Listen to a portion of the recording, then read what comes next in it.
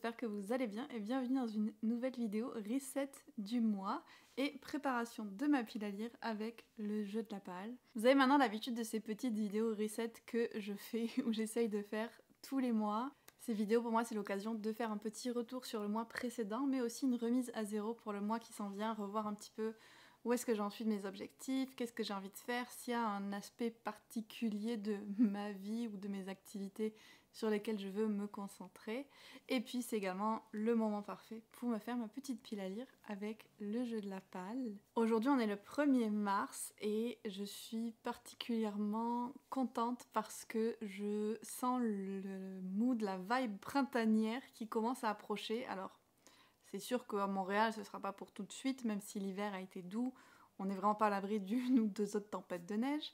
Mais à travers le contenu que je consomme, les journées qui deviennent plus longues, on sent que le printemps approche et c'est particulièrement exaltant. Donc tout doucement, je pense qu'on va rentrer dans cette nouvelle phase de l'année avec l'approche du printemps.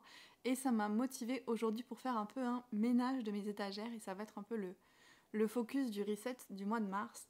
Parce que je vais faire un gros unhaul, un gros tri dans ma pile à lire et un tri dans mes séries en cours. Donc, programme chargé. Je pense que je ne pourrai pas tout faire en une fois, mais je vais vous amener avec moi à travers cet énorme nettoyage de pales.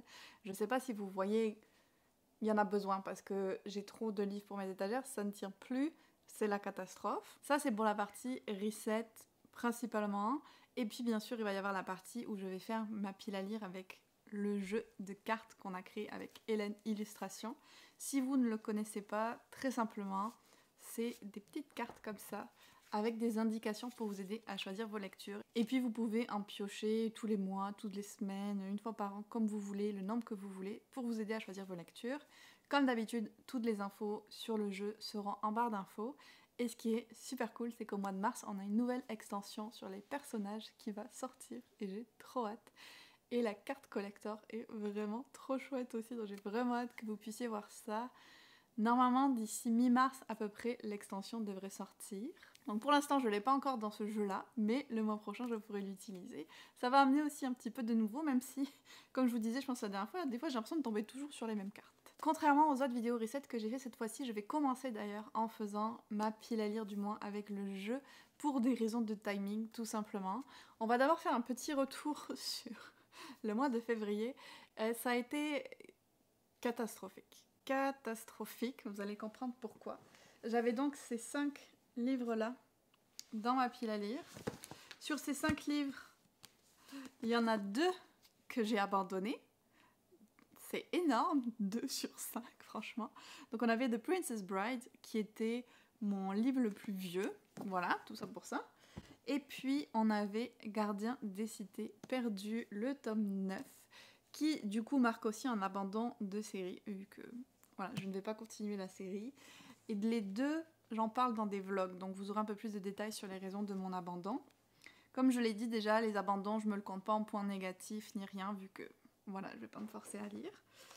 J'ai lu House of Flame and Shadow, qui était pour un livre qui va vous faire pleurer. Je n'ai pas pleuré au final, mais bon, c'est la vie, c'est le jeu, il y avait quand même un risque. Au moins, je l'ai lu, et c'est le seul des 5 que j'ai lu, puisqu'après Emily Wilde Maps of the Otherlands, je compte le commencer aujourd'hui, mais le mois de février est terminé. Et Dark Star Burning, Ash Falls White, j'y ai pas du tout touché, je suis même pas arrivée à le considérer dans mes prochaines lectures. Donc une grosse catastrophe. Ça veut dire que donc avec un livre lu et 2 non lus, je recule d'une case. Wouhou! Oh, et avant que j'oublie, j'ai lu le livre par contre de la Members Jar Patreon, donc ça je suis vraiment contente, qui était Apprendre si par bonheur de Becky Chambers. Et comme tous les Becky Chambers, j'ai beaucoup aimé. C'était une bonne lecture, sympa. On est toujours dans du cozy SF, j'ai envie de dire. C'est un groupe en fait de scientifiques dans un futur assez proche de la Terre qui vont explorer différentes planètes. Et donc j'aimais la lecture, je passais un bon moment, mais c'est vraiment la toute fin qui m'a fait la passer au niveau supérieur, on va dire, et lui donner, je pense, un solide 4 sur 5 parce que J'ai beaucoup aimé les réflexions qu'il y avait à la fin, le titre du livre qui prend son sens et tout. Donc merci beaucoup Solène pour cette très chouette recommandation qui m'a remotivée à continuer aussi la série Voyageurs. Je me régale toujours avec Becky Chambers, pour l'instant j'ai jamais été déçue, on va du bon à l'excellent avec elle dans mon cas. On revient maintenant au plateau, comme je vous ai dit je recule d'une case, ça aurait pu être pire techniquement, et puis j'ai essayé, juste qu'il y a eu 2 abandons. Donc maintenant, on va pouvoir faire les lancers, mes dés. Alors avant de lancer les dés, je vais monter mon petit plateau de lancer. J'avais oublié que j'avais ça, mais c'est ma mère qui me l'a fait. Et vous allez voir, c'est trop cool. Et voilà. Je me suis dit que ça allait me simplifier la vie, vu qu'à chaque fois, je le lance sur un truc qui roule pas ou quoi. Là, je suis sûre que ça va marcher. Donc on y va pour le premier lancer. 6. Alors, ma petite Galadriel, elle est là. 1, 2, 3, 4, 5, 6. On est sur une case normale. Hop. Donc, je pioche une carte.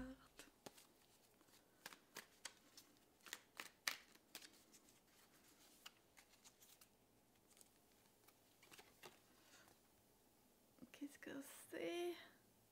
Post-apocalyptique. Oh, mais c'est trop parfait. Je pense pas qu'elle a fait le focus. Attendez, je vous la remets.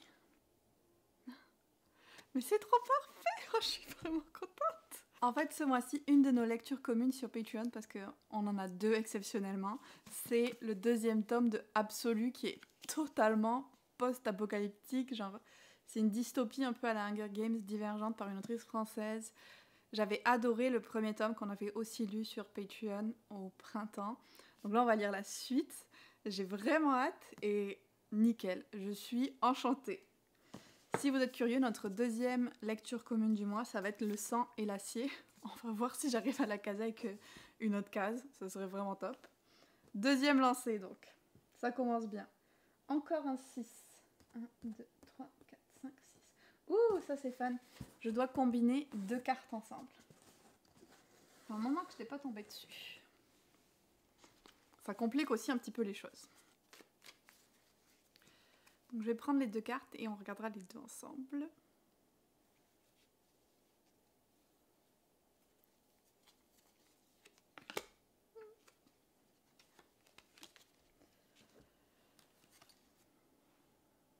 Ouh, on a romance historique et one shot. Ok. Alors je suis pas du tout dans le mood romance historique, ce que vous allez voir pendant mon book unhaul, je pense. Aïe aïe aïe. Oh, je sais. Sauvée par les graphiques parce que j'ai reçu, je pense que c'est un one shot, Ruined, qui a l'air magnifique et qui a un graphique qui est présenté comme un mix entre Orgueil et Préjugés et Bridgerton. Puis on voit bien à la couverture que ça va être une petite romance. Ouf, parce que là j'étais comme, je sais pas ce que je vais faire. Il n'y en avait aucune qui me tentait. Donc je suis bien contente d'avoir reçu celui-là. Si ça se trouve, ça me remettra dans le mood romance historique, qui sait. On y va pour le 3e lancer de dés. 2. Hop, je vais piocher une carte ou j'essaie. Ah, je me sens tellement soulagée.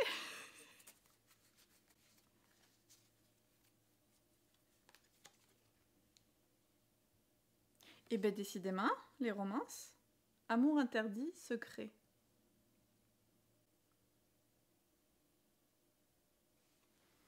Est-ce que celui-là pourrait aller? Ah bah oui, c'est parfait. Un désir aussi sauvage qu'interdit, né entre l'humaine et le vampire. Nickel.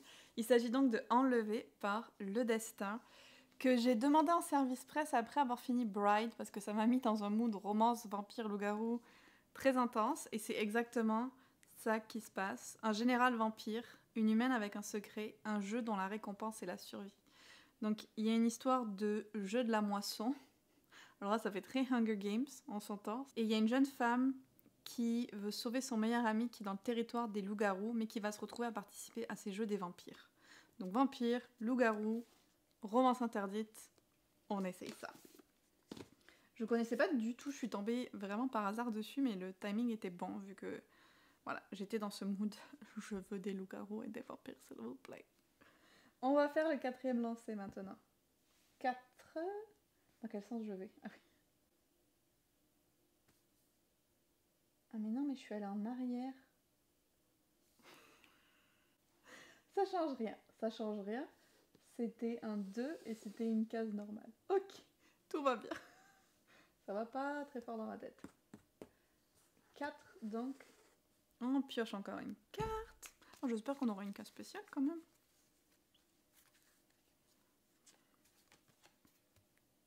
Encore? Et le focus qui ne veut toujours pas se faire. Un livre qui va vous faire pleurer. Mais est-ce que j'ai pas assez essayé de pleurer le mois dernier? Pourquoi? Je dois encore essayer. Alors je vais aller voir dans ma palle parce que là franchement je ne sais pas.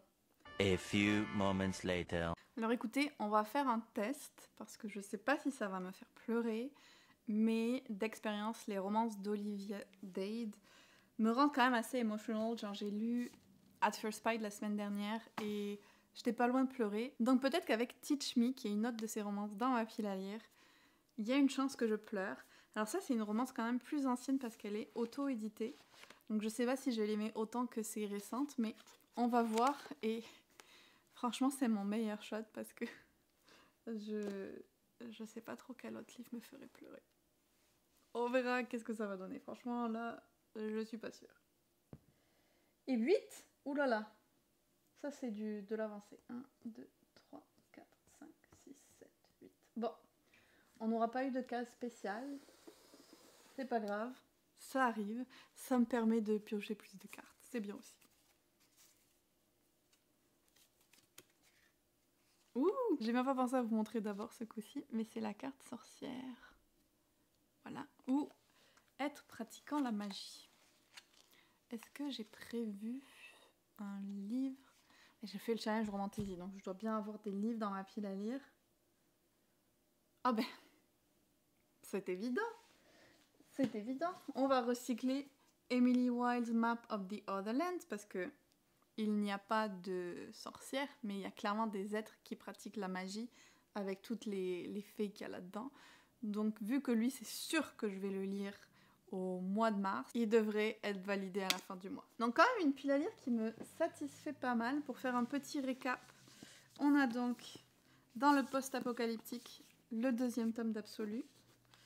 On a avec la combinaison one-shot et romance historique le graphique Ruins.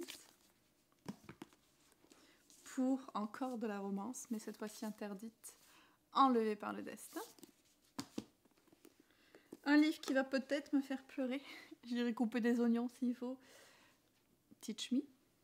Et puis enfin, un livre avec des êtres pratiquant la magie. Emily Wilde's Map of the Otherland. Très très contente de cette petite sélection. Et il me reste donc à piocher le choix du mois de la Members Jar. Donc pour rappel, c'est une jarre. Quelqu'un m'a dit le mot la dernière fois en vidéo. J'ai déjà oublié. Un contenant. Un pot. Où mes Patreons peuvent faire des suggestions de lecture et j'en lis une par mois. Et ce mois-ci, ça va...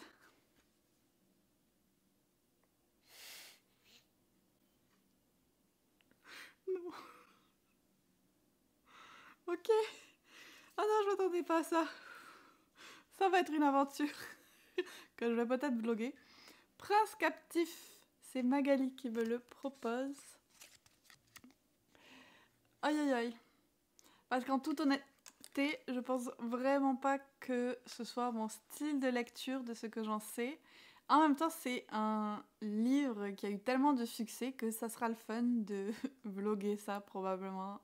Mais... Aïe aïe aïe. Ça va être quelque chose dans tous les cas. Et donc, Prince captif. Ok, on va faire ça. Voilà donc qui conclut la partie pile à lire de cette vidéo. Là, je vais aller manger, aller à mon rendez-vous chez la psy, puis quand je reviens, je fais des readings sur une Patreon. Donc je pense que la partie book and haul, réorganisation de mes bibliothèques, je pourrais la faire seulement ce soir. Et j'en profiterai aussi pour, comme je vous disais, faire un petit retour sur le mois de février, parler un peu des autres focus et plans pour le mois de mars.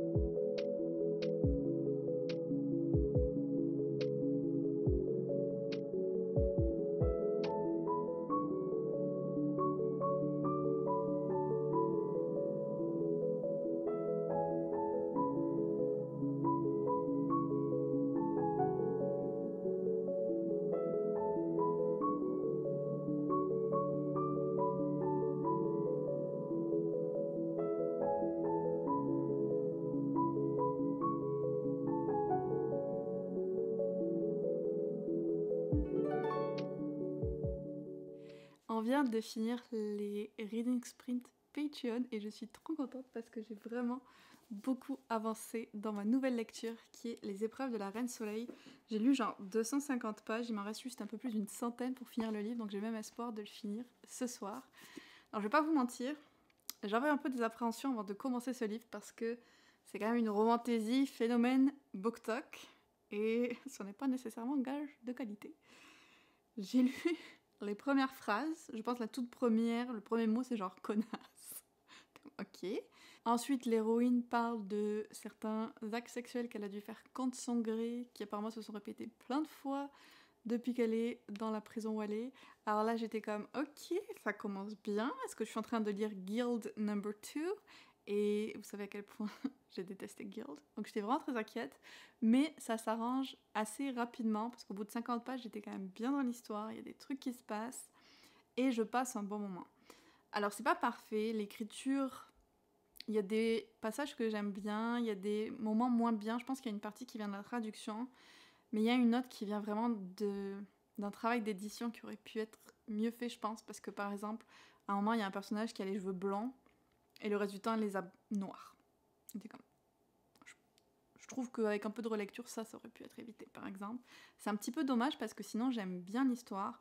On a Laure qui est prisonnière depuis 12 ans, dans un endroit assez horrible, comme je vous l'ai dit, elle a vécu des choses, voilà. Et puis à un moment, elle va se retrouver kidnappée pour participer à des épreuves pour devenir la Reine Soleil. On comprend qu'il y a une raison de pourquoi elle a été choisie alors qu'elle était une prisonnière dans un trou perdu et tout, mais on le sait pas pourquoi.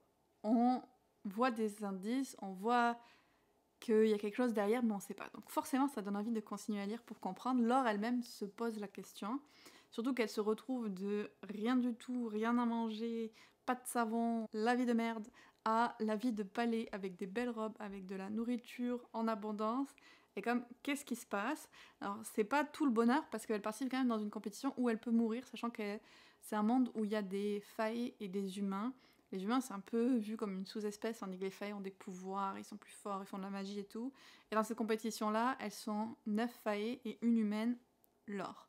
Donc elle part quand même avec un handicap, mais j'ai toujours aimé les histoires avec des tournois magiques, avec des épreuves, des trucs comme ça. Donc là, j'aime beaucoup cet aspect-là du livre.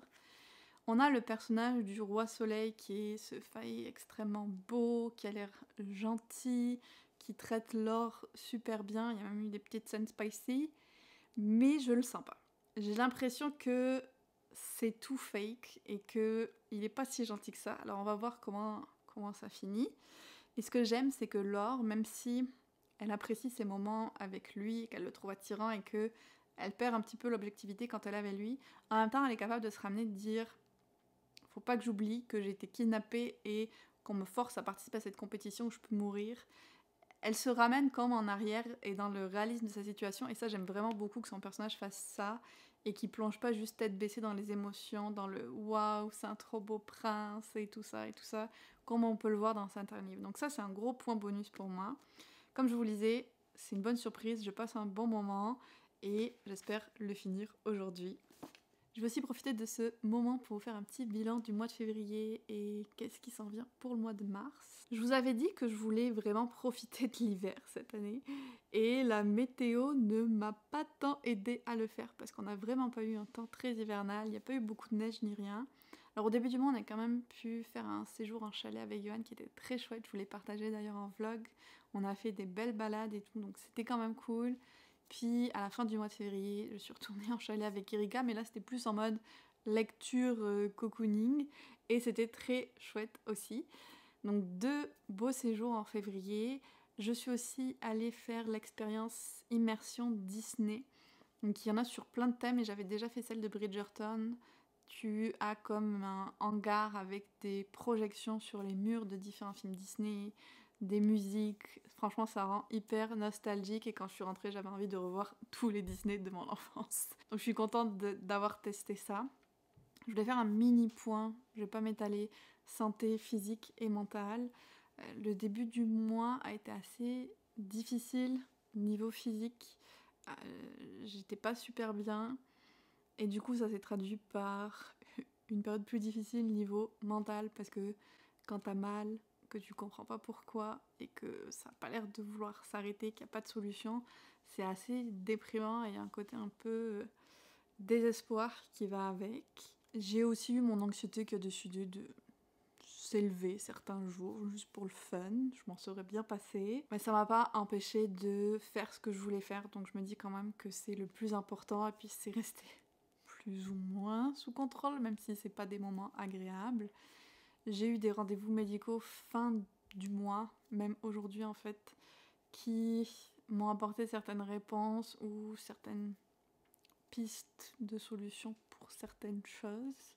Et je continue de voir ma psychologue quasiment aux 2 semaines. Et ça m'aide aussi. Et je pense que c'est à peu près ça que je voulais vous dire. Je voulais le mentionner parce que c'est pas forcément, je pense, des choses qui se voient dans les vidéos que je fais. Et je veux participer, on va dire, à la normalisation du fait d'évoquer l'anxiété ou la santé mentale. Je veux pas forcément rentrer dans les détails, mais juste de mentionner que ça fait partie de la vie, en tout cas ça fait partie de ma vie, malheureusement. Et pour le mois de mars, maintenant, le plus gros truc de prévu, c'est le voyage en Guadeloupe avec la famille de Johan et Johan, bien entendu, ça j'ai vraiment très hâte. On part dans 2 semaines à peu près, oh là là, c'est bientôt. Et ça va faire trop du bien, je pense, j'y suis jamais allée. Et j'ai vraiment hâte de voir les paysages, de manger plein de fruits, j'espère, et de me baigner. Ça me manque toujours parce que j'adore le faire. Donc là, j'ai très hâte de faire ça. Sinon, le mois de mars, j'ai prévu quelque chose d'un peu plus relax parce que pendant 3 mois, j'ai animé le Cold Winter Challenge et c'était beaucoup de travail. Je devais publier du contenu sur plusieurs plateformes régulièrement, au niveau des lectures communes, au niveau des reading sprints, plein de choses différentes. Et ça demande quand même beaucoup d'investissement de temps et d'énergie. J'étais contente de le faire, il n'y a personne qui m'a obligée. Mais je suis aussi contente que ce soit fini maintenant et de pouvoir un peu souffler. Alors c'est sûr que je vais continuer à faire des reading sprints. J'ai toujours les lectures communes sur mon Patreon. Et j'ai toujours du contenu prévu sur Instagram et YouTube. Mais je vais essayer de ralentir un petit peu. Puis au moins j'ai moins cette contrainte horaire, on va dire, que j'avais avec le challenge. Et niveau lecture, donc vous avez vu ma pile à lire avec le jeu de la palle, je participe aussi au challenge Romantaisie et je suis en train de faire une vidéo où je lis une sélection de favoris de Booktube. Je me suis enfin décidée à tester ça cette année. J'en ai lu 2 sur les 5 et j'ai commencé le 3e. Alors j'ai commencé avec les moins gros, mais ça avance tranquillement. Je pense que c'est à peu près ça pour mes plans lecture du mois. Et donc ça veut dire que maintenant on va pouvoir passer à la partie de cette vidéo que je vous ai teasée au tout début, qui est le book unhaul que je veux faire. Je vais commencer par tout ça derrière là, en regardant les livres que j'ai déjà lus et que je veux pas garder, mais aussi les livres de ma palle que au final je n'ai plus envie de lire. Et puis après ça on pourra regarder les séries que j'abandonne cette année. Alors cette étagère là, à la base c'était mon étagère pour mes piles à lire de challenge, mais c'est devenu un peu le bazar. En bas j'ai comme des livres que je voulais partager en unboxing, un livre pour Erika aussi que j'ai commandé pour elle. Là c'est tous mes livres que je suis en retard dans mes annotations. Il y en a, il n'y a même pas les post-it comme lui ou lui, donc il faut même que je fasse ça. Les autres...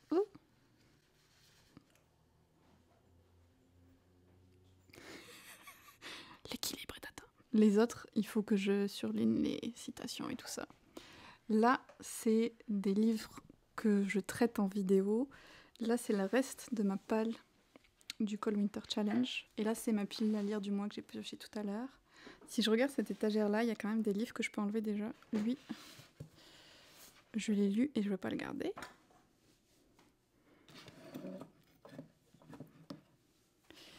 Et lui, il est dans ma palle, mais je veux plus le lire. Donc là, j'ai fait la partie facile, il n'y avait pas beaucoup, mais maintenant on va pouvoir... Je vais le garder, Johan. Si. Donc je vous disais, ça c'était la partie facile, il n'y avait pas beaucoup de livres, maintenant je vais pouvoir m'attaquer à mes grosses bibliothèques. C'est parti.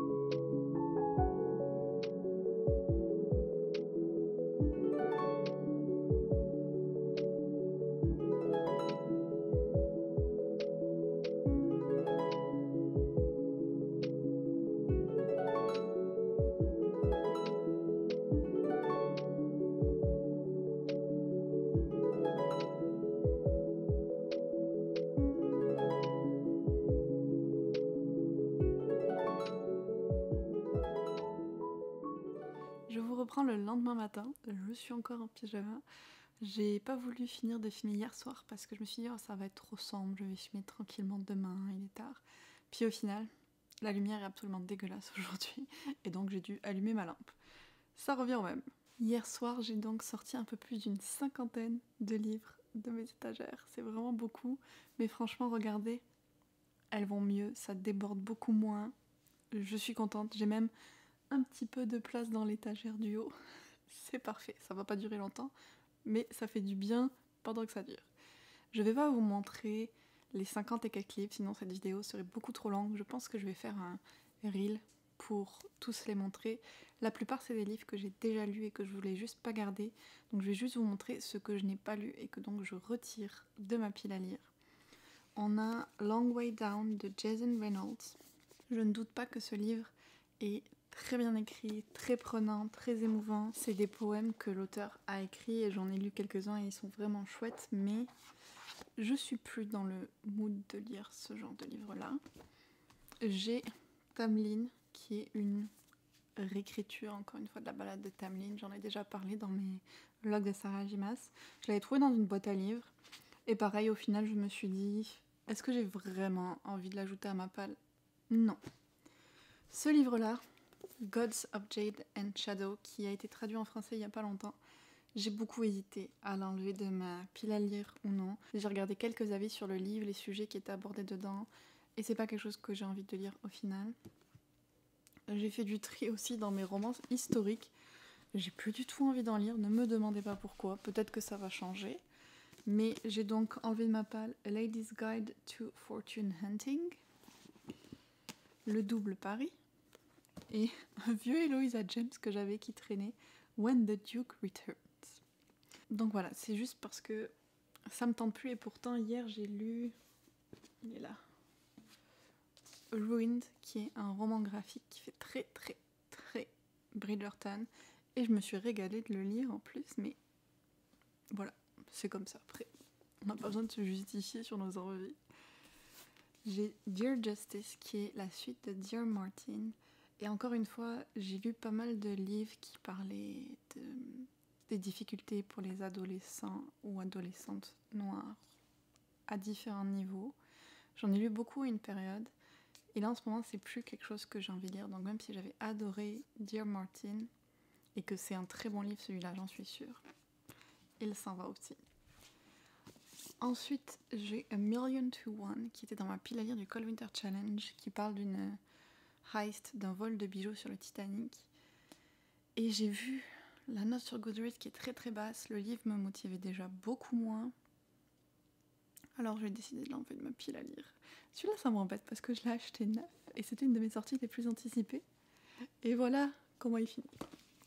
Et le dernier, c'est Paola Santiago and the River of Tears, parce que j'ai acheté beaucoup trop de Rick Riordan Present, parce qu'ils ont tous l'air super intéressants. C'est une espèce de maison d'édition qu'il a créée pour promouvoir les mythes et légendes autour du monde par des auteurs, des autrices concernés par ces mythes et tout ça. Donc sur le principe, j'aime beaucoup, j'en ai acheté plein, et au final je me dis, est-ce que j'ai vraiment envie de me lancer dans autant de séries jeunesse que ça? La réponse est non. Une petite diminution de ma pile à lire qui ne va pas beaucoup se ressentir, je pense, vu que je venais d'y faire pas mal d'ajouts. Maintenant, la dernière partie fun de la vidéo, le tri des séries, les séries que je vais abandonner. Je vais ouvrir mon fichier de suivi et on va regarder ça. Donc pareil, je vais pas vous lister toutes mes séries en cours parce que sinon cette vidéo va durer des heures et je vais juste vous dire celles que je décide d'abandonner, même si ça me fait mal au cœur. La première justement, c'est Gardien des cités perdues. J'ai décidé de ne pas continuer, comme vous l'avez vu en début de vidéo, avec le tome numéro 9. Et donc c'est toute la série que je vais abandonner.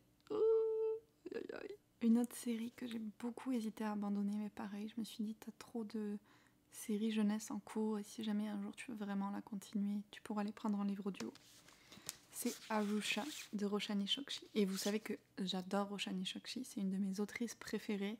J'avais beaucoup aimé le premier tome, mais à un moment, je veux faire des choix et je veux me concentrer sur les séries que j'ai vraiment envie de lire en ce moment. Il n'y a personne qui m'oblige à diminuer ma palle de livres pour rester 10 ans sur mes étagères, ça gêne personne, bon, à part moi qui ai plus de place. Mais je sais pas, j'ai besoin de faire ce petit nettoyage-là des séries. J'ai aussi décidé d'abandonner, et ça j'ai l'impression que je vais me faire détester. C'est un bien grand mot, mais je vais pas lire la suite des Divine Rivals.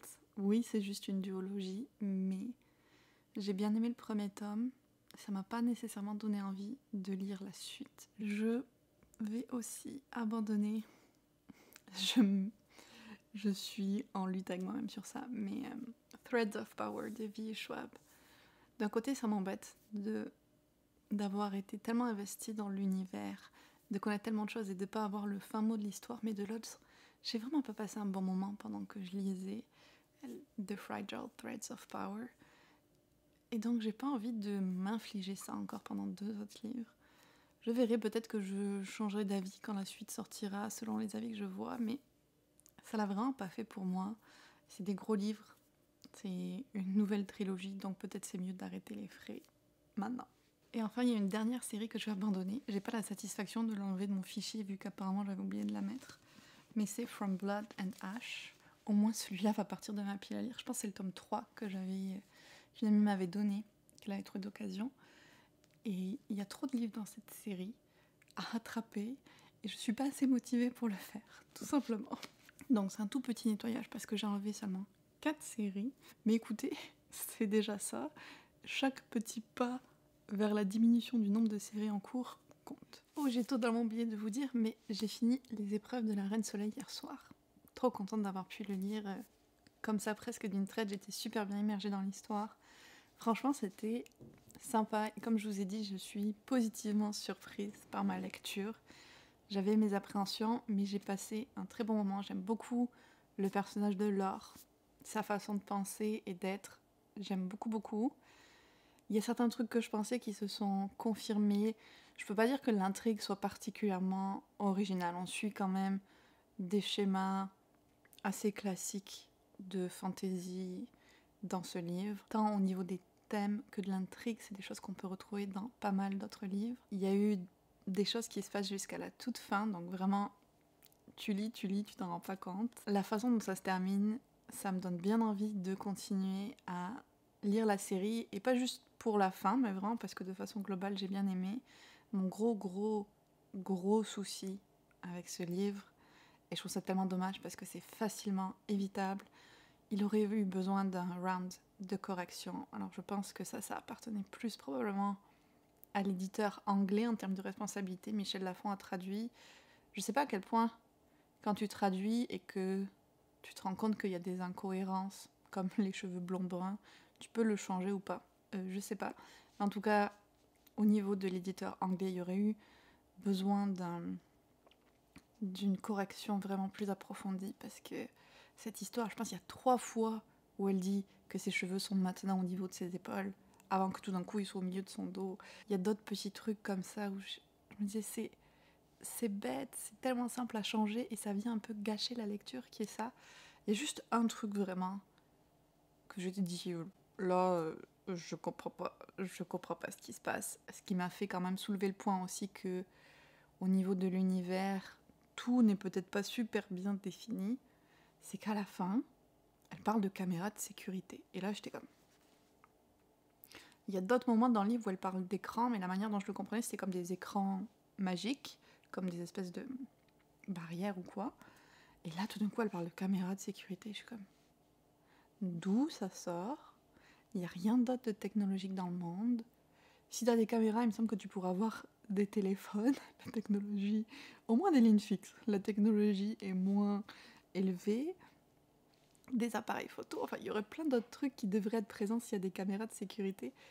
Alors ça, j'ai vraiment pas compris qu'est-ce que ça faisait là.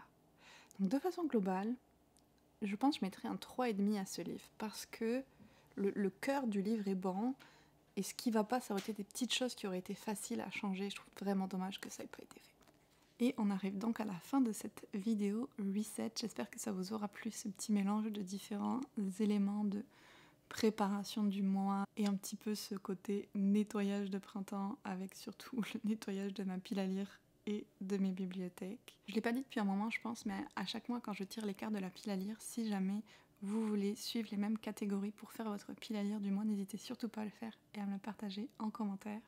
Si vous êtes arrivé jusqu'ici mais vous n'êtes pas sûr de quoi mettre, on va mettre un emoji poubelle. Vu le book and haul et tous les livres dont je me débarrasse, je vous rassure, ils ne finiront absolument pas à la poubelle, ils vont trouver une deuxième maison, je vous rassure. Si ça vous tente, n'hésitez pas non plus à rejoindre les Capas sur Patreon. Comme je vous ai dit, ce mois-ci, on a 2 lectures communes. On va aussi avoir des reading sprints juste pour nous, une vidéo exclusive, j'ai pas encore décidé qu'est-ce que ça allait être, et puis d'autres petites surprises au cours du mois. Et on se retrouve très bientôt dans une autre vidéo.